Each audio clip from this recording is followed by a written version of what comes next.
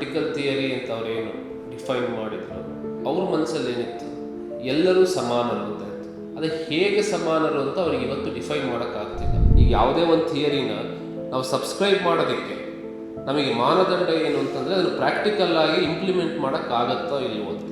ಮೊದಲನೇದಾಗಿ ಅವ್ರ ಥಿಯರಿಗೆ ಅದನ್ನು ಪ್ರಾಕ್ಟಿಕಲ್ ಆಗಿ ಮಾಡುವ ಸಾಮರ್ಥ್ಯವೇ ಇಲ್ಲ.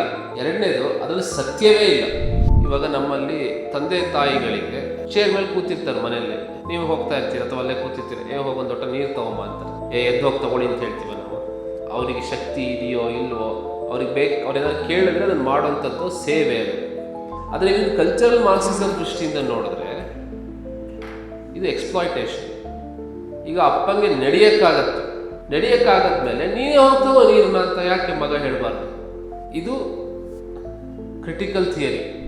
ಭಾರತೀಯ ದೃಷ್ಟಿಗೂ ಕ್ರಿಟಿಕಲ್ ಥಿಯರಿಗೂ ಒಟ್ಟೊಟ್ಟಿಗೆ ಹೋಗೋಕ್ಕೆ ಸಾಧ್ಯ ಇಲ್ಲ. ಈಗ ಡೆಮಾಕ್ರಸಿ ಅನ್ನೋದು ಒಳ್ಳೆಯದ ಕೆಟ್ಟದ, ಇಷ್ಟು ಕೊಲೆಗಳಾಗುತ್ತೆ, ದರೋಡೆ ಆಗುತ್ತೆ, ಅತ್ಯಾಚಾರ ಆಗುತ್ತೆ, ಸ್ಕ್ಯಾಮ್ ಆಗುತ್ತೆ, ಇದೇನು ಅಷ್ಟೊಂದು ಒಳ್ಳೆ ವ್ಯವಸ್ಥೆ ಆಗಿದ್ರೆ ಇದು ಯಾಕೆ ಇದೆಲ್ಲ ಆಗ್ತದೆ? ಆದರೆ ಯಾವ ದೋಷವನ್ನು ಕೂಡ ನಮಗೆ ಕಾಣದೇ ಇರೋ ಹಾಗೆ ನಾವು ಡೆಮಾಕ್ರಸಿನ ಹೊಗಳುತ್ತಾ ಇದ್ದೀವಲ್ಲ, ಅದಕ್ಕೆ ಕಾರಣ ಕ್ರಿಟಿಕಲ್ ಥಿಯರಿ.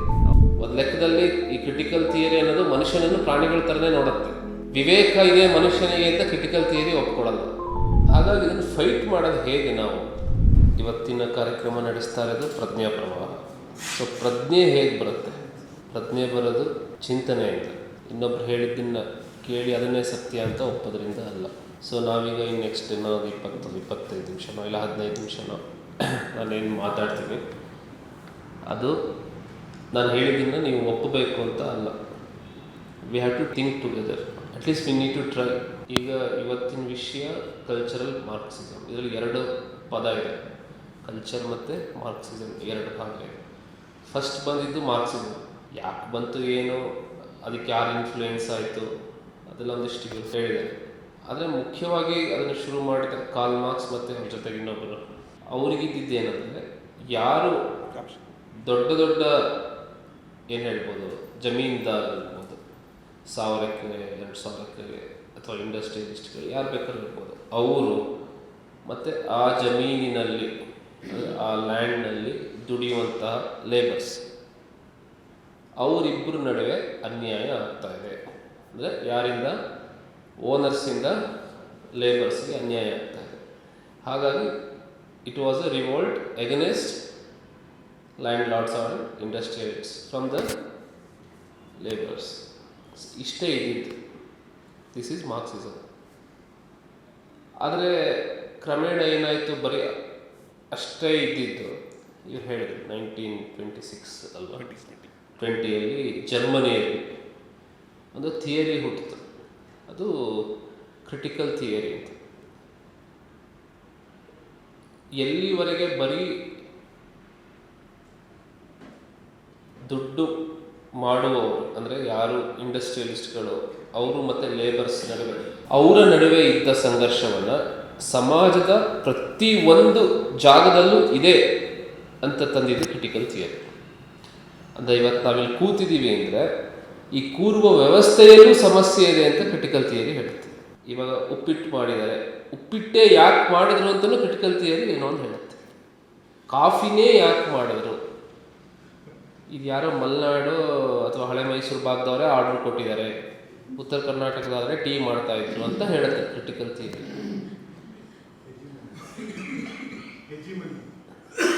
ಈಗ ನಾವು ಇದನ್ನು ಸರಿನೋ ತಪ್ಪು ಅಂತ ನಾವು ನಿರ್ಧಾರ ಮಾಡೋ ಮುಂಚೆ ಈ ಥಿಯರಿಗೆ ಜೀವನವನ್ನೇ ಕೊಟ್ಟವರಿದ್ದಾರೆ. ಈಗ ಹೇಗೆ ನಮ್ಮಲ್ಲಿ ನಮ್ಮ ವಿಚಾರಕ್ಕೆ ನಾವು ಜೀವನ ಕೊಡ್ತೀವಿ, ಲೈಫ್ ಪೂರ್ತಿ 60 years ಈ ಕಾಸ್ಗೋಸ್ಕರ ಕೆಲಸ ಮಾಡ್ದ ಅಂತ ಹೇಳ್ತೀವಿ, ಈ ವಿಚಾರಕ್ಕೋಸ್ಕರ ಕೆಲಸ ಮಾಡಿದ್ದಾರೆ. ಹಾಗಾಗಿ ಅವರೇನು ಮಾಡಿದ್ರು, ಅದು ಸರಿನೋ ತಪ್ಪು? ಹಾಗಾದ್ರೆ ಅಂದರೆ ಅವರಿಗೆ ತಪ್ಪಂತ ಗೊತ್ತಿದ್ದ ಹಾಗಾದ್ರೆ ಜೀವನ ಕೊಟ್ರ? ಇಡೀ ಲೈಫ್ನ ಇದು ತಪ್ಪು ಅಂತ ಗೊತ್ತಿದ್ದು ಹಾಗಾದರೆ ಕೊಟ್ರ? ಆ ಥರ ಕೊಡೋಕ್ಕೆ ಸಾಧ್ಯನಾ? ಅವರಿಗೂ ಸತ್ಯ ಅಂತಲೇ ಒಪ್ಪಿದೆ. ಅಂದರೆ ಇದು ಯಾವುದು ಮಾರ್ಗವನ್ನು ಕ್ರಿಟಿಕಲ್ ಥಿಯರಿ ಅಂತ ಅವರೇನು ಡಿಫೈನ್ ಮಾಡಿದರು, ಅಂದರೆ ಮಾರ್ಕ್ಸಿಸಮ್ನ ನಾವೊಂದು ಬೀಜ ಅಂತ ಅಂದ್ಕೊಂಡ್ರೆ ಅಥವಾ ಸಣ್ಣ ಗಿಡ ಅಂತ ಅಂದ್ಕೊಂಡ್ರೆ ಒಂದು ದೊಡ್ಡ ಮರವಾಗಿ ಕ್ರಿಟಿಕಲ್ ಥಿಯರಿ ಬಂತಲ್ಲ, ಅದನ್ನು ಅವರು ಅದು ಸತ್ಯ, ಇದೇ ಸರಿಯಾದ ದಾರಿ ಅಂತ ಅಂದ್ಕೊಂಡ್ರು. ಅವ್ರು ಯಾಕೆ ಹಾಗೆ ಅಂದ್ಕೊಂಡ್ರು ಅಂದರೆ ಅವ್ರ ಮನಸ್ಸಲ್ಲಿ ಏನಿತ್ತು, ಎಲ್ಲರೂ ಸಮಾನರು ಅಂತ ಇತ್ತು. ಅದು ಹೇಗೆ ಸಮಾನರು ಅಂತ ಅವ್ರಿಗೆ ಇವತ್ತು ಡಿಫೈನ್ ಮಾಡೋಕ್ಕಾಗ್ತಿಲ್ಲ. ನೀವು ನೋಡಿದ್ರೆ ಈಗ ಅವರಿಗೆ ಮೊದಲನೇ ಅವರ ಏನು ಸ್ಟೇಟ್ಮೆಂಟ್ ಇದೆ, ಎಲ್ಲರೂ ಸಮಾನರು, ಅದು ಸರಿನೋ ತಪ್ಪ? ಸರಿ. ಆದರೆ ಹೇಗೆ ಸಮಾನರು ಅಂತ ಅವ್ರು ಡಿಫೈನ್ ಮಾಡಲಿಲ್ಲ ಮತ್ತು ಅದ್ರ ಬಗ್ಗೆ ಯೋಚನೆ ಮಾಡದೇ ಇರೋದ್ರಿಂದಾಗಿ ಅವರು ಅಷ್ಟನ್ನೇ ಇಟ್ಕೊಂಡು ಮಾತಾಡ್ತಾ ಇದ್ದಾರೆ. ರಾಜಕೀಯವಾಗಿ ಅದನ್ನು ಮಾತಾಡೋರು ಅವ್ರು ಬೇರೆ, ನಾನು ಅವ್ರ ಬಗ್ಗೆ ಮಾತಾಡ್ತಿಲ್ಲ. ಯಾರು ಕಲ್ಚರಲ್ ಮಾರ್ಕ್ಸಿಸಮ್ನ ಅಥವಾ ಈ ಕ್ರಿಟಿಕಲ್ ಥಿಯರಿನ ಸೀರಿಯಸ್ ಆಗಿ ನಿಜ ಅಂತ ಅಂದ್ಕೊಂಡಿದ್ದೆ, ನಾನು ಅವ್ರನ್ನ ಅಡ್ರೆಸ್ ಮಾಡ್ತಾ ಇದ್ದೀನಿ. ಅವರು ಈ ಇಕ್ವಾಲಿಟಿ ಅನ್ನೋದನ್ನೇ ಇಟ್ಕೊಂಡಿದ್ದಾರಲ್ಲ,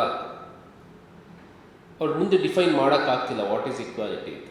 ಅವರು ಅಲ್ಲಿ ನಿಂತಿದ್ದಾರೆ.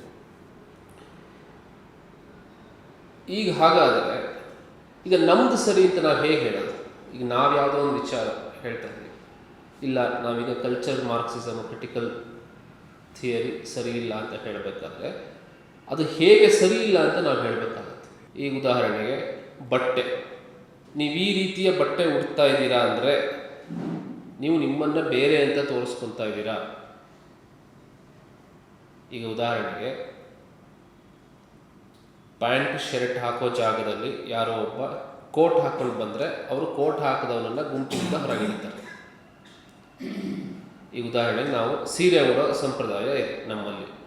ಸೀರೆ ಉಡೋದನ್ನು ಅವ್ರು ಏನು ಹೇಳ್ತಾರೆ ಅಂತಂದರೆ, ನೀವು ಯಾವುದನ್ನು ರೆಪ್ರೆಸೆಂಟ್ ಮಾಡ್ತಿದ್ದೀರ ಸೀರೆ ಉಡೋದ್ರ ಮೂಲಕ ಅಂತಂದರೆ, ಸಾವಿರಾರು ವರ್ಷದಿಂದ ನಿಮ್ದು ಯಾವುದೋ ಒಂದು ಸಂಸ್ಕೃತಿ ಅಂತ ಹೇಳ್ತಾ ಇದ್ದೀರಲ್ಲ, ಆ ಸಂಸ್ಕೃತಿಯನ್ನು ನೀವು ಮುಂದುವರಿಸ್ತಾ ಇದ್ದೀರಾ. ನೀವೇನೋ ಬೇರೆ ಅಂತ ಹೇಳ್ತಾ ಇದ್ದೀರಾ, ನೀವು ಈಕ್ವಲ್ ಆಗಿ, ನೀವು ಇನ್ನೊಬ್ಬರ ಜೊತೆ ನಾನು ಈಕ್ವಲ್ ಅಂತ ನೀವು ತೋರಿಸ್ಕೊತಿಲ್ಲ ಅಂತ. ಈಗ ಯಾರೋ ಒಬ್ಬರು ಹೇಳ್ತಾರೆ, ನಾನು ಸಸ್ಯಾಹಾರವನ್ನು ಮಾತ್ರ ಸೇವನೆ ಮಾಡ್ತೀನಿ ಅಂತ. ಅವಾಗ ಅವ್ರು ಏನು ಹೇಳ್ತಾರೆ ಅಂತಂದರೆ, ನೀವು ಸಸ್ಯಾಹಾರವನ್ನು ಮಾತ್ರ ಸೇವನೆ ಮಾಡೋ ಮೂಲಕ ನೀವು ಬೇರೆಯವ್ರ ಜೊತೆ ಬೆರೀತಾ ಇಲ್ಲ, ನೀವು ಇಕ್ವಾಲಿಟಿಯಿಂದ ಹೊರಗಿದ್ದೀರಾ, ಇಕ್ವಾಲಿಟಿನ ದ್ವೇಷ ಮಾಡ್ತೀರಾ ಅಂತ. ಈಗ ಯಾರೋ ಹೇಳ್ತಾನೆ, ನಾನು ತುಂಬ ಚೆನ್ನಾಗಿ ಎಕ್ಸ್ಪ್ರೆಸ್ ಮಾಡಬಲ್ಲೆ, ನನ್ನ ಮನಸ್ಸಲ್ಲಿರೋದನ್ನು ಹೇಳಬಲ್ಲೆ ಅಂತ ಒಬ್ಬ ಹೇಳಿದಾಗ, ನಿನಗೆ ಎಕ್ಸ್ಪ್ರೆಸ್ ಮಾಡೋಕ್ಕೆ ಬರುತ್ತೆ ಅನ್ನೋ ಕಾರಣಕ್ಕೆ ನಿನ್ನನ್ನು ನೀನು ಭಾಳ ದೊಡ್ಡ ಮನುಷ್ಯ ಅಂತ ಅಂದ್ಕೊಂಡಿದ್ಯಾ, ನೀನು ಎಲ್ಲರ ಥರ ನೀನು ಅಂತ ಅನ್ಕೊತಾ ಇಲ್ಲ ಅಂತ ಅವನನ್ನು ದೂರ ಮಾಡ್ತಾನೆ. ಈ ಥರ ಯಾವುದೇ ವಿಷಯವನ್ನು ತಗೊಂಡ್ರೂ ಕೂಡ ಅಲ್ಲಿ ಒಡೆದು, ಅಂದರೆ ಸಮಸ್ಯೆ ಇದೆ ಅಂತ ಅಂದ್ಕೊಂಡು ನೋಡೋದು. ಪ್ರಾರಂಭದಲ್ಲಿ ಏನಿತ್ತು, ಯಾರ ಹತ್ರ ಹಣ ಅಂದರೆ ಆಸ್ತಿ ಇದೆ, ಜಮೀನಿದೆ, ಇಂಡಸ್ಟ್ರಿ ಇದೆ, ಅವನು ಮತ್ತು ಲೇಬರ್ ನಡುವೆ ಇದ್ದದ್ದು. ಎಲ್ಲೆಲ್ಲಿ ವೈವಿಧ್ಯತೆ ಇದೆಯೋ, ಅಂದರೆ ನಾವು ಯಾವುದು ಭಾರತೀಯ ಭಾಷೆಯಲ್ಲಿ ವೈವಿಧ್ಯತೆ ಅಂತ ಹೇಳ್ತೀವಿ, ಆ ಎಲ್ಲ ವೈವಿಧ್ಯತೆಯನ್ನು ಒಡೆದು, ಅಂದರೆ ಇದು ವೈವಿಧ್ಯತೆ ಅಲ್ಲ, ಇದು ಒಂದಕ್ಕೊಂದು ಸಂಘರ್ಷ ನಡೀತಾ ಇದೆ, ಫೈಟ್ ನಡೀತಾ ಇದೆ ಅಂತ. ಈಗ ಫ್ಲೈಟಲ್ಲಿ ಹೋಗೋವರೆಗೂ, ಬಸ್ಸಲ್ಲಿ ಹೋಗೋವರೆಗೂ ಫೈಟ್, ಹಳ್ಳಿಯಿಂದ ಬಂದವ್ರಿಗೂ ಸಿಟಿಯಲ್ಲಿ ಓದೋರ್ಗೂ ಫೈಟ್. ಪ್ರಿವಿಲೇಜ್ಡ್ ಅಂತ ಹೇಳ್ತಾರೆ. ಈಗ ಹೇಗೆ ಅಂದರೆ ಅವ್ರು ಹೇಳೋದು, ಈಗ ನೀವು ಒಂದು ಸಂಗೀತದ ಕುಟುಂಬದಲ್ಲಿ ಹುಟ್ಟಿದ್ದೀರಾ ಅಂತ ಇಟ್ಕೊಳ್ಳೋಣ. ನಿಮ್ಮ ತಂದೆ ತಾಯಿ, ಅಜ್ಜ ಮುತ್ತಜ್ಜ ಎಲ್ಲರಿಗೂ ಕೂಡ ಒಳ್ಳೆ ಹಾಡು ಹೇಳಕ್ಕೆ ಬರುತ್ತೆ, ಗಾಯನ ಸಾಧ್ಯತೆ ಗೊತ್ತಿದೆ, ಹಿಂದೂಸ್ತಾನಿನೋ ಕರ್ನಾಟಕೋ ಸುಗಮ ಸಂಗೀತನೋ. ಸಹಜವಾಗಿ ನಿಮ್ಮ ಮನೆಯ ವಾತಾವರಣದಲ್ಲಿ ನೀವು ಬೆಳೆದಿದ್ದರಿಂದ ಹಾಡು ನಿಮಗೂ ಬರುತ್ತೆ, ನಿಮಗೂ ಚೆನ್ನಾಗಿ ಹಾಡು ಹೇಳಕ್ಕೆ ಬರುತ್ತೆ. ಸೊ ಕ್ರಿಟಿಕಲ್ ಥಿಂಕಿಂಗಲ್ಲಿ, ಅಂದರೆ ಈ ಕಮ್ಯುನಿಸಮ್, ಕಲ್ಚರಲ್ ಮಾರ್ಕ್ಸಿಸಮ್ ದೃಷ್ಟಿಯಲ್ಲಿ ನೀವು ಪ್ರಿವಿಲೇಜ್ಡ್, ನಿಮ್ಮದೇನು ಶ್ರಮ ಇಲ್ಲ ಅದರಲ್ಲಿ. ನಿಮ್ಮ ಮನೆಯಲ್ಲಿ ಸಂಗೀತ ಇದ್ದಿದ್ದರಿಂದ ನಿಮಗೆ ಬಂದಿದೆ, ಹಾಗಾಗಿ ನಿಮ್ಮದೇನು ಶ್ರಮ ಇಲ್ಲ. ಯಾರ ಮನೆಯಲ್ಲಿ ಸಂಗೀತನೇ ಇಲ್ವೋ ಅವನು ನಿಮಗಿಂತ ಕೆಟ್ಟದಾಗಿ ಹೇಳಿದರೂ ಕೂಡ ಅವನು ಇಂಪಾರ್ಟೆಂಟ್, ಅವನ ಸಂಗೀತಕ್ಕೆ ಹೆಚ್ಚು ಬೆಲೆ. ಯಾಕೆಂದರೆ ಅವನು ಅನ್ಪ್ರಿವಿಲೇಜ್ಡ್ ಫ್ಯಾಮಿಲಿಯಿಂದ ಬಂದಿದ್ದಾನೆ, ಅವನು ಸಂಗೀತದ ಮನೆಯಿಂದ ಬಂದಿದ್ದ. ಈಗ ನೀವು ಒಂದು ಇಂಗ್ಲೀಷ್ ಮೀಡಿಯಂ ಸ್ಕೂಲಲ್ಲಿ ಓದಿರ್ತೀರ, ನೀವು ಚೆನ್ನಾಗಿ ಇಂಗ್ಲೀಷ್ ಮಾತಾಡೋದು ಬರೆಯೋದು ಬರುತ್ತೆ, ಇನ್ನೊಬ್ಬನಿಗೆ ಅಷ್ಟು ಇಂಗ್ಲೀಷ್ ಬರ್ತಾ ಇರೋದಿಲ್ಲ.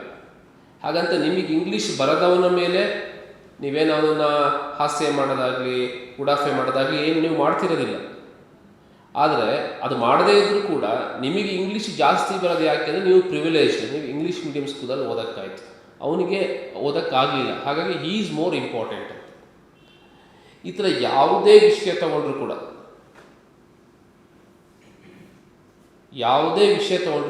ಅಲ್ಲಿ ಪ್ರಿವಿಲೇಜ್ಡ್, ಅನ್ಪ್ರಿವಿಲೇಜ್ಡ್ ಈ ಮಾನದಂಡದಲ್ಲಿ ಅಳಿಯೋದೇ ಕಲ್ಚರಲ್ ಮಾರ್ಕ್ಸಿಸಮ್. ಈಗ ಅವರು ಹೇಗೆ ನೋಡ್ತಾರೆ, ಈಗ ಬಾಂಗ್ಲಾದೇಶದಿಂದ ನುಸುಳ್ಕೋರರು ಭಾರತದೊಳಗೆ ಬಂದಿದ್ದಾರೆ. ಅವರನ್ನು ಅವ್ರು ಹೇಗೆ ಡಿಫೈನ್ ಮಾಡ್ತಾರೆ ಅಂದರೆ, ಅವರು ಇನ್ಫಿಲ್ಟ್ರೆಂಟ್ಸ್ ಅಲ್ಲ, ಅವರು ರೆಫ್ಯೂಜೀಸ್ ಅಲ್ಲ, ಅನ್ಡಾಕ್ಯುಮೆಂಟೆಡ್ ಸಿಟಿಸನ್ಸ್ ಅವ್ರ ದೃಷ್ಟಿ. ಈಗ ಈ ಥರ ಒಂದು ಕಲ್ಪನೆ ಇದೆಯಲ್ಲ, ಇದು ವಾಸ್ತವದಲ್ಲಿ ಅಂದರೆ ಪ್ರಾಕ್ಟಿಕಲ್ ಆಗಿ ನಮಗೆ ನಿಜವಾಗ್ಲೂ ಇಂಪ್ಲಿಮೆಂಟ್ ಮಾಡೋಕ್ಕಾಗತ್ತಾ ಇಲ್ಲ ಅನ್ನೋದ್ರ ಮೇಲೆ ನಾವು ಇದನ್ನು ಸಬ್ಸ್ಕ್ರೈಬ್ ಮಾಡ್ಬೋದು. ಈಗ ಯಾವುದೇ ಒಂದು ಥಿಯರಿನ ನಾವು ಸಬ್ಸ್ಕ್ರೈಬ್ ಮಾಡೋದಕ್ಕೆ ನಮಗೆ ಮಾನದಂಡ ಏನು ಅಂತಂದರೆ, ಅದನ್ನು ಪ್ರಾಕ್ಟಿಕಲ್ ಆಗಿ ಇಂಪ್ಲಿಮೆಂಟ್ ಮಾಡೋಕ್ಕಾಗತ್ತೋ ಇಲ್ವೋ ಅಂತ. ಈಗ ಕೆಳಗಡೆ ಉಪ್ಪಿಟ್ಟಿತ್ತು, ಎಲ್ಲರೂ ಹೋಗಿ ಉಪ್ಪಿಟ್ಟು ತಿನ್ನಿ ಅಂತ ಅಂದರು. ನಮಗೆ ಮೆಟ್ಲಲ್ಲಿ ನಾವು ಫಸ್ಟ್ ಫ್ಲೋರ್ ಗ್ರೌಂಡ್ ಫ್ಲೋರ್ಗೆ ಮತ್ತು ಬೇಸ್ಮೆಂಟಿಗೆ ಹೋಗಿ ತಿಂದ್ಕೊಂಡು ಬಂದ್ವಿ. ಈಗ ಮೆಟ್ಲೇ ಇಲ್ಲ ಅಂತ ಅಂದ್ಕೊಳ್ಳೋಣ, ಆದರೆ ತಿಂಡಿ ಇದೆ, ಹೋಗಿ ತಿಂಡಿ ತಿನ್ನಿ ಅಂತಾರೆ. ಹೇಗೆ ತಿನ್ನೋಕ್ಕಾಗತ್ತೆ?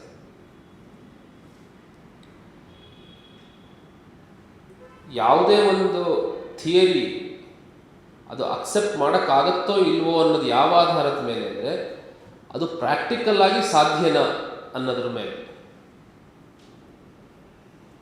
ಒಂದು ಕ್ಲೋಸ್ಡ್ ರೂಮ್ ಒಳಗಡೆ ತಿಂಡಿ ಇಟ್ಬಿಟ್ಟು ತಿನ್ನಿ ಅಂದರೆ ಹೇಗೆ ತಿನ್ನೋಕ್ಕಾಗಲ್ವೋ, ಕಲ್ಚರಲ್ ಮಾರ್ಕ್ಸಿಸಮ್ನ ಬಹಳಷ್ಟು ಥಿಯರಿಗಳು ಇದೇ ಆಧಾರದ ಮೇಲೆ ನಡೆಯುವಂಥದ್ದು. ಹಾಗಂತ ಅಲ್ಲಿ ತಿಂಡಿ ಇದೆಯಾ ಅಂದರೆ ಸತ್ಯ ಇದೆಯಾ ಅಂದರೆ ಸತ್ಯ ಕೂಡ ಇಲ್ಲ ಅಲ್ಲಿ. ಅಂದರೆ ಅವ್ರು ಹೇಳ್ತಿರೋದು ಸತ್ಯ, ಆದರೆ ಅದು ನಡೆಯೋಕ್ಕಾಗಲ್ಲ ಅಂತ ನಾನು ಹೇಳ್ತಾ ಇಲ್ಲ.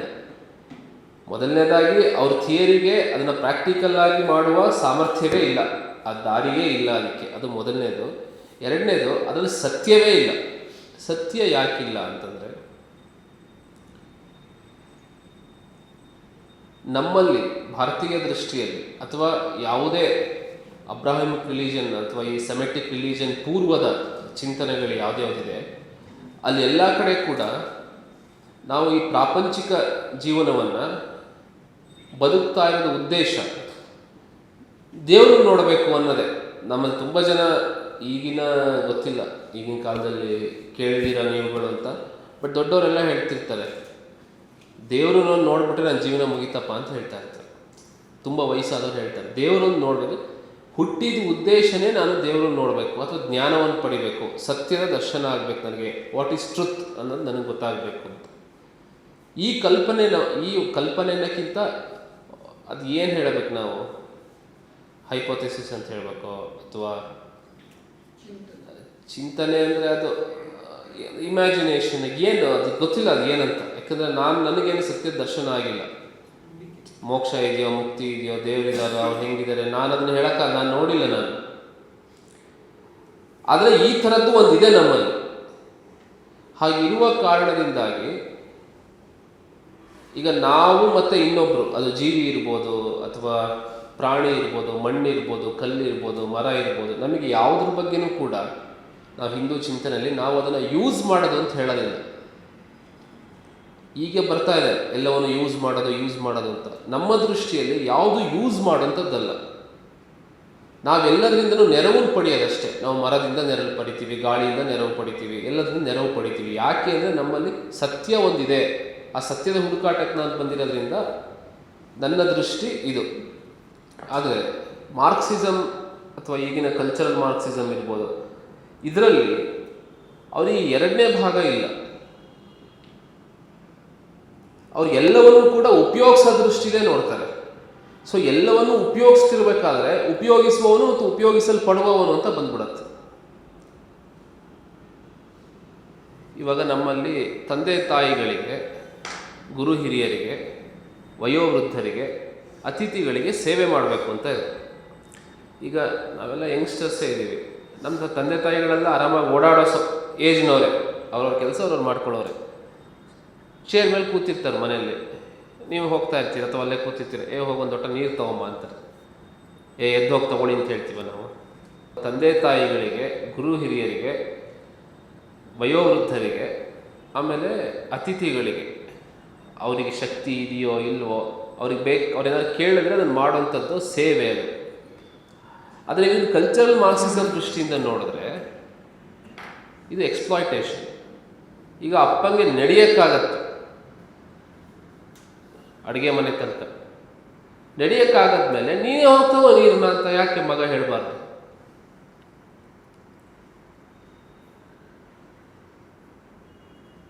ಇದು ಕ್ರಿಟಿಕಲ್ ಥಿಯರಿ. ಹಾಗಾಗಿ ಭಾರತೀಯ ದೃಷ್ಟಿ ಅನ್ನೋದೇನಿದೆ, ಭಾರತೀಯ ದೃಷ್ಟಿಗೂ ಕ್ರಿಟಿಕಲ್ ಥಿಯರಿಗೂ ಎಲ್ಲೂ ಒಂದು ಒಟ್ಟೊಟ್ಟಿಗೆ ಹೋಗೋಕ್ಕೆ ಸಾಧ್ಯ ಇಲ್ಲ. ಅಲ್ಲಿ ಸಂಘರ್ಷ ಇದ್ದೇ ಇರುತ್ತೆ. ಇವತ್ತಿದು ಎಲ್ಲಿ ತನಕ ಬಂದಿದೆ ಸಂಘರ್ಷ ಅಂತ ನೀವು ನೋಡಿದ್ರೆ, ಒಂದು ಉತ್ತಮವಾದ ಉದಾಹರಣೆ, ಈಗ ಡೆಮಾಕ್ರಸಿ ಅನ್ನೋದು ಒಳ್ಳೆಯದ ಕೆಟ್ಟದ? ಒಳ್ಳೆಯದು. ಎಲ್ರಿಗೂ ಹಂಗೆ ಅನ್ಸುತ್ತಾ? ಇಲ್ಲ ಅಂತ ಒಬ್ಬರಿಗೆ ಅನಿಸ್ತದೆ. ದೋಷಗಳಿದೆ. ಥಿಯರಿ ಈಗ 18 ವರ್ಷ ಆಗಿ PUC ಮುಗಿಸಿದ ಒಬ್ಬ ಹುಡುಗಿಗೆ ಆರ್ಟ್ಸ್ ತೊಗೊಬೇಕೋ ಕಾಮರ್ಸ್ ತೊಗೊಬೇಕೋ ಗೊತ್ತಿರಲ್ಲ. ಅವರು ಪ್ರೈಮ್ ಮಿನಿಸ್ಟರ್ ಯಾರಾಗಬೇಕು, ಚೀಫ್ ಮಿನಿಸ್ಟರ್ ಯಾರಾಗಬೇಕು ಅಂತ ಡಿಸೈಡ್ ಮಾಡ್ತಾರೆ. ಈಗ ನಾನೇನಾಗಬೇಕು ಅನ್ನೋ ಕಲ್ಪನೆ ಇಲ್ಲದೆ ಇರೋನು ಇಡೀ ದೇಶ ಹೆಂಗೆ ನಡಿಬೇಕು ಅಂತ ಇವನು ಭಾಷಣ ಮಾಡ್ತಾನೆ. ಆದರೆ ಇದು ಈ ವ್ಯವಸ್ಥೆ ಬಹಳ ಸುಂದರವಾಗಿರೋದು. ಇದರಂಥ ಒಂದು ವ್ಯವಸ್ಥೆ ಇಡೀ ಪ್ರಪಂಚದಲ್ಲೇ ನಾವು ಯಾವತ್ತೂ ಮನುಷ್ಯರು ಕಂಡುಕೊಳ್ಳೋಕ್ಕಾಗಲಿಲ್ಲ. ಈ ವ್ಯವಸ್ಥೆಯನ್ನು ನಾವು ಪ್ರೊಟೆಕ್ಟ್ ಮಾಡಬೇಕು ಅಂತ ಯಾರು ನಮ್ಮ ತಲೆ ತುಂಬಿತ್ತು? ಸೇಮ್ ಇದೆ. ಏನಿದು ಎಂಥ ಥಿಯರಿ? Critical theory. ನಾನೇನು ಡೆಮಾಕ್ರಸಿ ಬಿಟ್ಟು ಹೋಗ್ಬೇಕು ನಾಳೆ ಅಂತ ಹೇಳ್ತಾ ಇಲ್ಲ. ಆದರೆ ಇನ್ನೊಂದು ಸಮಸ್ಯೆ ಇದೆಯಪ್ಪ ಅಂತ ನಮಗೆ ಯೋಚನೆನೂ ಮಾಡೋಕ್ಕಾಗ್ತಾ ಇಲ್ಲಲ್ಲ. ನಾವು ಇದನ್ನೆಲ್ಲ ಸ್ವಲ್ಪ ಸರಿ ಮಾಡಬೇಕು, ಇನ್ನೂ ಫೈನ್ ಟ್ಯೂನ್ ಮಾಡಬೇಕು. ನಾವಿಷ್ಟು ಹೇಳ್ತೀವಿ, ಒಂದೊಂದು ಎಲೆಕ್ಷನ್ ಬಂದ ತಕ್ಷಣ ಪ್ರಜಾಪ್ರಭುತ್ವದ ಹಬ್ಬ ಹಬ್ಬ ಹಬ್ಬ ಅಂತ ಹೇಳ್ತೀವಿ, ದ ಫೆಸ್ಟಿವಲ್ ಆಫ್ ಡೆಮೋಕ್ರಸಿ. ಇಷ್ಟು ಕೊಲೆಗಳಾಗತ್ತೆ, ದರೋಡೆ ಆಗುತ್ತೆ, ಅತ್ಯಾಚಾರ ಆಗುತ್ತೆ, ಸ್ಕ್ಯಾಮ್ ಆಗುತ್ತೆ. ಇದೇನು ಅಷ್ಟೊಂದು ಒಳ್ಳೆ ವ್ಯವಸ್ಥೆ ಆಗಿದ್ರೆ ಇದು ಯಾಕೆ ಇದೆಲ್ಲ ಆಗ್ತದೆ? ಆದರೆ ಯಾವ ದೋಷವನ್ನು ಕೂಡ ನಮಗೆ ಕಾಣದೇ ಇರೋ ಹಾಗೆ ನಾವು ಡೆಮಾಕ್ರಸಿನ ಹೊಗಳುತ್ತಾ ಇದ್ದೀವಲ್ಲ, ಅದಕ್ಕೆ ಕಾರಣ ಕ್ರಿಟಿಕಲ್ ಥಿಯರಿ ಆಫ್ ಮಾರ್ಕ್ಸಿಸಮ್. ಈ ಪ್ರಶ್ನೆ ಮಾಡೋದು ಅನ್ನೋದಿದೆಯಲ್ಲ, ಎಲ್ಲವನ್ನು ಪ್ರಶ್ನೆ ಮಾಡೋದು ಅಂತ. ಈಗ ನಾವು ಹೇಳ್ತೀವಿ, ನಮ್ಮಲ್ಲೂ ಎಲ್ಲ ಪ್ರಶ್ನೆ ಮಾಡ್ತಾರೆ. ದೇವರು ಕೃಷ್ಣ ಅವನ ಅರ್ಜುನನೇ ಪ್ರಶ್ನೆ ಮಾಡ್ಬಿಟ್ಟ, ಎಲ್ಲ ಉಪನಿಷತ್ತುಗಳು ಪ್ರಶ್ನೆಯ ಆಧಾರದಲ್ಲಿದೆ. ಕ್ರಿಟಿಕಲ್ ಥಿಯರಿ ಹೇಳುವ ಪ್ರಶ್ನೆಗೂ ನಾವು ಹೇಳುವ ಪ್ರಶ್ನೆಗೂ ಅಜಗಜಾಂತರ ವ್ಯತ್ಯಾಸ ಇದೆ.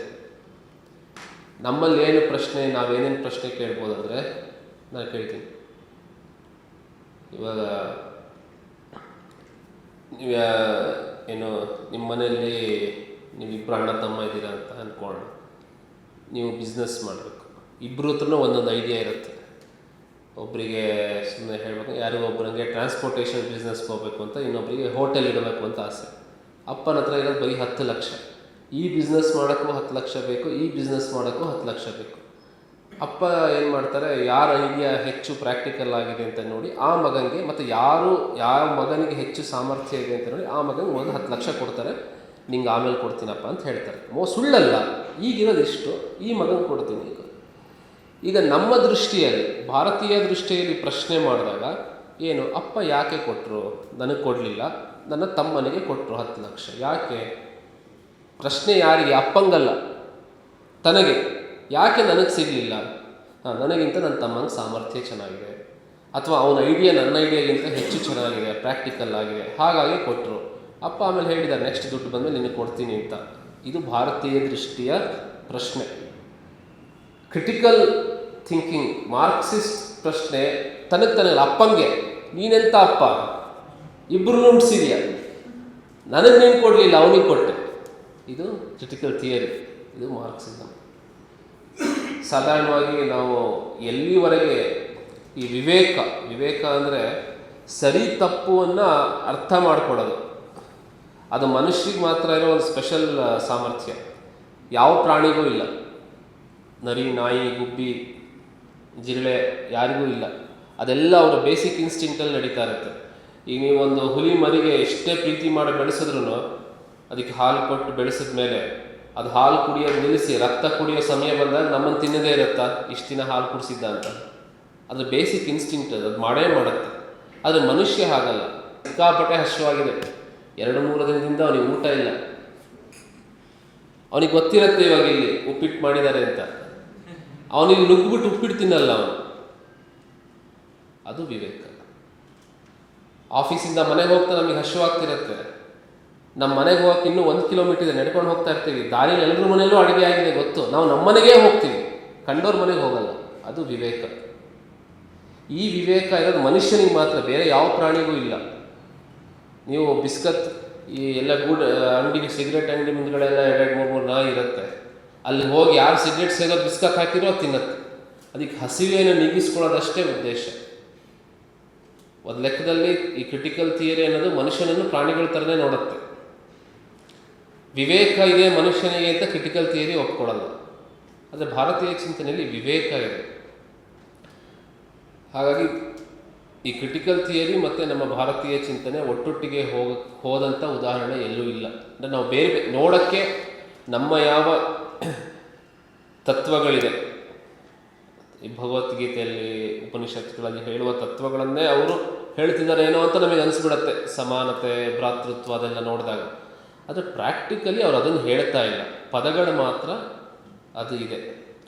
ಹಾಗಾಗಿ ಇದನ್ನು ಫೈಟ್ ಮಾಡೋದು ಹೇಗೆ? ನಾವು ಥಿಂಕಿಂಗಲ್ಲಿರಬೇಕು. ಈಗ ನೋಡಿ, ಯಾರ್ಯಾರು ಕಲ್ಚರಲ್ ಮಾರ್ಕ್ಸಿಸಮ್ಮು ಇದರಲ್ಲಿದ್ದಾರೆ, ನೀವು ಅವ್ರಿಗೆ ಏನೇ ಹೇಳಿದರೂ ಕೂಡ ಅವರು ಅದನ್ನು ಒಪ್ಪೋದು ಇಲ್ಲ ಮತ್ತು ನಿಮ್ಮನ್ನು ದ್ವೇಷ ಮಾಡ್ತಾರೆ. ಈಗ ಉದಾಹರಣೆಗೆ ಈಕ್ವಲ್ ಪೇ ಇರಬೇಕು ಅಂತ ಹೇಳ್ತಾರಲ್ವ, ಕಲ್ಚರಲ್ ಮಾರ್ಕ್ಸಿಸ್ಟ್ ಇರ್ಬೋದು, ಇವುಗಳೆಲ್ಲ ಇರ್ಬೋದು. ಈಗ ಯಾರೋ ಒಬ್ಬ ಫಿಲ್ಮ್ ಡೈರೆಕ್ಟರ್, ಸಿನಿಮಾ ಡೈರೆಕ್ಟರ್ ಹೇಳ್ತಾನೆ, ಐ ಆಮ್ ಅ ಮಾರ್ಕ್ಸಿಸ್ಟ್ ಅಂತ ಹೇಳೋರು ಯಾರನ್ನಾರೋ ನೀವು ಕೇಳಿ. ನೀವು ಡೈರೆಕ್ಟರ್, ನಿಮ್ಮಲ್ಲಿ ಅಸೋಸಿಯೇಟ್ ಡೈರೆಕ್ಟರ್ ಇದ್ದಾರೆ, ಅಸಿಸ್ಟೆಂಟ್ ಡೈರೆಕ್ಟರ್ ಇದ್ದಾರೆ, ಕ್ಯಾಮ್ರಾಮನ್ ಇದ್ದಾರೆ, ಲೈಟ್ ಬಾಯ್ ಇದ್ದಾರೆ, ಎಲ್ರಿಗೂ ಒಂದೇ ಥರ ಸಂಬಳ ಕೊಡ್ತೀರಾ ಕೇಳಿ. ಅವ್ರು ನಿಮ್ಮನ್ನು ನೆಕ್ಸ್ಟ್ ಮಾತಾಡ್ಸಲ್ಲ. ಇದು ಏನಂದರೆ, ಯಾರು ಈ ಕಲ್ಚರಲ್ ಮಾರ್ಕ್ಸಿಸಮ್ ಅಥವಾ ಇದೇನೋ ಕ್ರಿಟಿಕಲ್ ಥಿಂಕಿಂಗಲ್ಲಿದ್ದಾರೆ, ಅವರಿಗೆ ನೀವು ಪ್ರಶ್ನೆ ಮಾಡಿದ್ರೆ ಅದನ್ನು ಅವ್ರು ಇಷ್ಟಪಡಲ್ಲ. ಯಾಕೆ ಕಮ್ಯುನಿಸ್ಟ್ ಜಾಸ್ತಿ ಇರೋಲ್ಲಿ ಕೊಲೆಗಳಾಗುತ್ತೆ, ಹಿಂಸೆ ಆಗುತ್ತೆ? ಉದಾಹರಣೆ ಕೇರಳದಲ್ಲಿ ತುಂಬ ಜನ ಕಮ್ಯುನಿಸ್ಟ್ ಇದ್ದಾರೆ, ಅಲ್ಲೆಲ್ಲ ಹಿಂದೂ ಕಾರ್ಯಕರ್ತರು ಕೊಲೆ ಆಗುತ್ತೆ. ಆಮೇಲೆ ವೆಸ್ಟ್ ಬೆಂಗಾಲಲ್ಲಿ ಕೊಲೆಗಳಾಗುತ್ತೆ. ಯಾಕೆ ಅಂತಂದರೆ ಅವರು ಪ್ರಶ್ನೆಯನ್ನು ಸಹಿಸೋದಿಲ್ಲ. ನೀವು ಪ್ರಶ್ನೆ ಮಾಡ್ತೀರಾ ಅಂದರೆ ಅವರು ವೈಲೆಂಟ್ ಆಗ್ತಾರೆ. ಯಾರು ವೈಲೆಂಟ್ ಆಗ್ತಾರೆ ಅಂದರೆ, ಯಾರು ಸ್ವಂತ ಬುದ್ಧಿಯಿಂದ ಯೋಚನೆ ಮಾಡಿ ಅಂಡರ್ಸ್ಟ್ಯಾಂಡಿಂಗ್ ಬಂದಿರಲ್ವೋ ಅವನೇ ವೈಲೆಂಟ್ ಆಗೋದು. ಈ ಉದಾಹರಣೆಗೆ ಶತವದನಿಗಳಾಗುವ ಉದಾಹರಣೆ ಕೊಟ್ಟರು, ಶಿವನನ್ನೇ ಎಲ್ಲ ಹಾಸ್ಯ ಮಾಡಿದ್ರು ಅಂತ. ಯಾಕೆ ನಾವು ಡಿಸ್ಟರ್ಬ್ ಆಗಲ್ಲ ಅಂದರೆ, ಅವರ್ ಅಂಡರ್ಸ್ಟ್ಯಾಂಡಿಂಗ್ ವಿತ್ ದೈವ ಯಾರೋ ಪ್ರೀಚಿಂಗಿಂದ ಅಲ್ಲ, ಅದೊಂಥರ ಅನುಭೂತಿಯಿಂದ. ಈಗ ಯಾಕೆ ಪ್ರೊಫೆಟ್ ಮೊಹಮ್ಮದನ್ನ ಯಾರಾದರೂ ಟೀಕೆ ಮಾಡಿದರೆ, ಪ್ರಶ್ನೆ ಮಾಡೋರು ಕೊಲ್ತಾರೆ ಅಂದರೆ, their understanding with their prophet ಅದು ಅನುಭೂತಿಯಿಂದ ಅಲ್ಲ, ಅದು ಪುಸ್ತಕದಿಂದ, ಅದು information, not experience. So critical thinking ಇರ್ಬೋದು, ಮಾರ್ಕ್ಸಿಸಮ್ ಇರ್ಬೋದು, ಇದೆಲ್ಲ ಅನುಭವದಿಂದ ಅಲ್ಲ, ಇದು ಇನ್ಫಾರ್ಮೇಷನ್ ಇದೆ. ಸೊ ನಾವು ಭಾರತೀಯ ದೃಷ್ಟಿಯಲ್ಲಿ ಎಲ್ಲವನ್ನು ಕೂಡ ನಿನಗೂ ಗೊತ್ತಾ ಅಂತ ನಾವು ಕೇಳ್ತೀವಿ.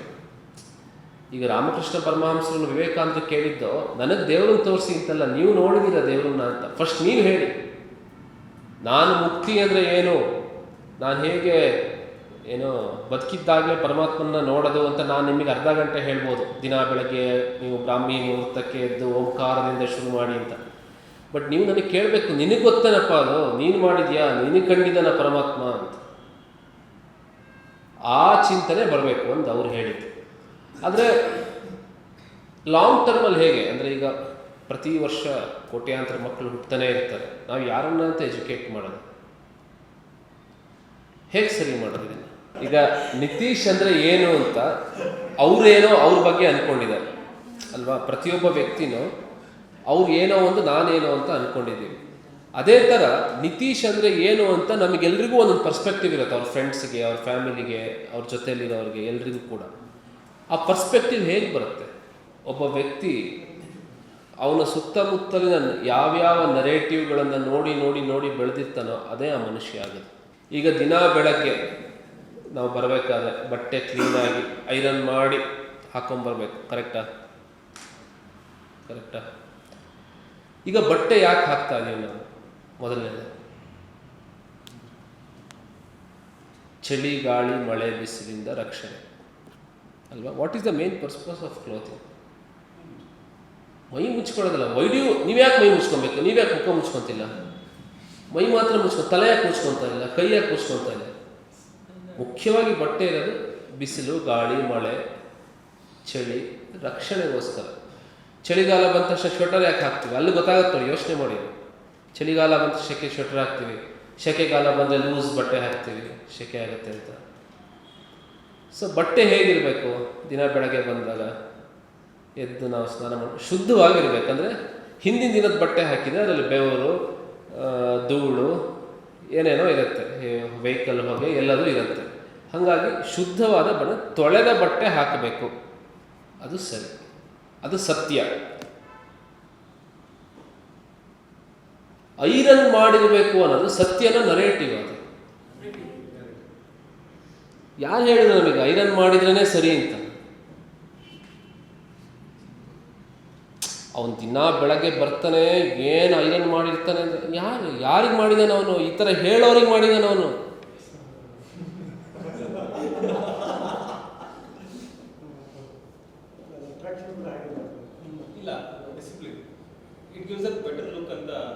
ಲುಕ್ ಯಾರಿಗೆ?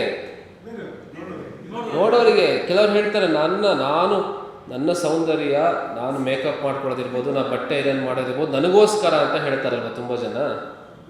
ಕೇಳಿದ್ವಲ್ವ ನಾವು ಆ ಥರ ಹೇಳೋದನ್ನ? ಒಂದು ನಿಮಿಷ.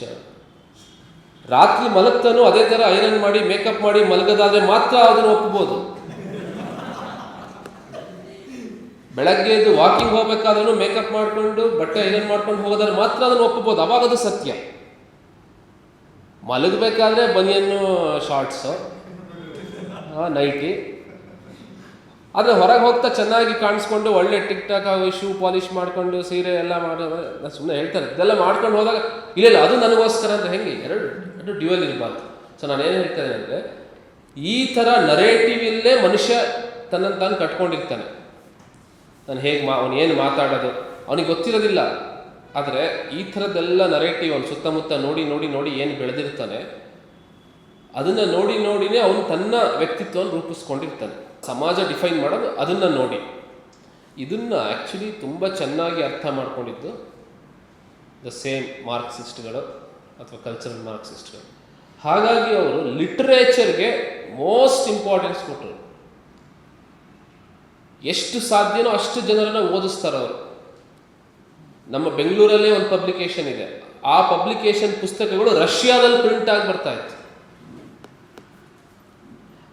ಸೊ ಯಾವುದು ಓದ್ತೀವಿ ಅದು ಬುದ್ಧಿಗೆ, ಯಾವುದನ್ನ ಕೇಳ್ತೀವಿ ನೋಡ್ತೀವಿ ಅದು ಮನಸ್ಸಿಗೆ. ಈಗ ನಾನು ಎಷ್ಟು ಭಾಷಣ ಮಾತಾಡಿರ್ಬೋದು, ನನ್ನ ಹಿಂದೆ ಇಬ್ಬರು ಮಾತಾಡಿರ್ಬೋದು, ಈಗ ಮತ್ತೆ ಇವರು ಮಾತಾಡ್ತಾರೆ. ಇವೆಲ್ಲದೂ ಕೂಡ ಹೆಚ್ಚು ಕಡಿಮೆ ಮನಸ್ಸಿಗೆ.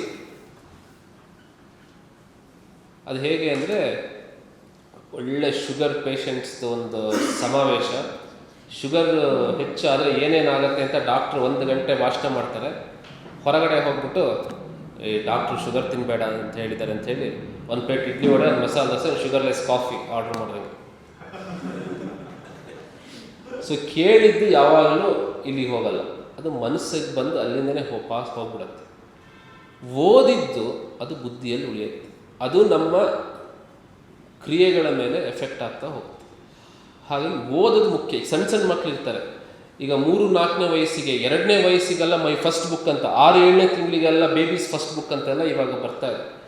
ಆ ಬುಕ್ಗಳಲ್ಲಿ ನಾವೇನು ಹೇಳಬೇಕು ಭಾರತೀಯ ದೃಷ್ಟಿಯಿಂದ ಅಂಥ ಕಂಟೆಂಟ್ ಬರಬೇಕು. ಕಾದಂಬರಿಗಳಿರ್ಬೋದು, ಟೆಕ್ಸ್ಟ್ ಬುಕ್ಗಳಿರ್ಬೋದು, ಅಲ್ಲಿ ನಮ್ಮ ವಿಚಾರಗಳು ಬಂದರೆ ನಾವು ಈ ಕ್ರಿಟಿಕಲ್ ಥಿಯರಿ ಅಥವಾ ಏನು ಕಲ್ಚರಲ್ ಮಾರ್ಕ್ಸಿಸಮ್ ಇದನ್ನೆಲ್ಲ ನಾವು ಎದುರಿಸ್ಬೋದು.